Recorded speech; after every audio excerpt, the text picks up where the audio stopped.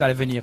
Thierry Marnier, je vous remercie. Je vous propose tout de suite de revenir sur la fin de ce débat islam et la laïcité. Je vous rappelle, c'est la deuxième table ronde. Elle traite de l'islam vers les progrès possibles. C'est tout de suite. Impeccable, sans aucune transgression aux lois de la République. À cela, j'ajoute, sur ce point de l'abattage rituel, qui est un point sensible, vous le savez, parce qu'il y a eu une campagne, d'abord une campagne sur la question de la douleur plutôt que la souffrance, la douleur qui est faite aux animaux, et certaines religions ont été taxées de religions sans sensibilité à l'égard de l'animal, j'aurais presque dit d'inhumanité, si le terme avait du sens, à l'égard des animaux. Puis la campagne a dérivé après d'un premier temps de réponse et de réaction, et nous sommes grés, aussi bien au pouvoir public qu'au pouvoir politique, de nous avoir considérablement aidés dans cette campagne, certains ministres présents ou anciens, vous-même, Monsieur Copé, nous ne l'oublions pas, parce que nous savons que sur ce registre-là, vous comme nous sommes en phase sur les valeurs de la République. J'ajoute qu'en un deuxième temps, il a été question non plus de douleur de l'animal, mais de principe de la laïcité. Et nous retombons dans notre débat. Au nom de la laïcité, est-ce que les religions n'instrumentalisent pas les circuits de consommation en mettant de l'idéologie, de la pensée religieuse, point de suspension sur des produits de consommation adressés à tous, par exemple l'histoire des halal, qui sont des points économiques, c'est-à-dire d'argent à gagner, beaucoup plus que des points de religion ou de théologie. Alors, en tant que juif, permettez-moi de dire une chose, c'est que non seulement nous nous devons d'être, mais nous sommes, en tant que communauté juive, et je sais combien le président du consistoire central et moi-même sommes attentifs, vigilants, que ce soit sur des questions d'hygiène, que ce soit sur des questions de formation des abatteurs rituels, que ce soit sur des questions de respect des lois du travail, d'être pleinement en phase et en paix et en accord et en soutien des lois de la République.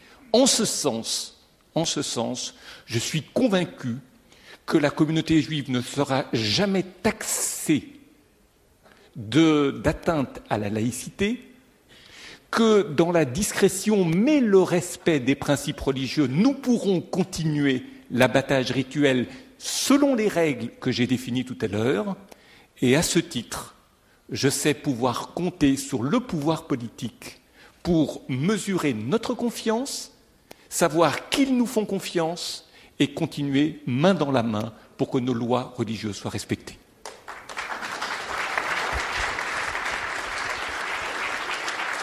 Merci. Bruno Le Maire. Je voulais juste dire à quel point je suis en accord avec ce qui vient d'être dit par le grand rabbin.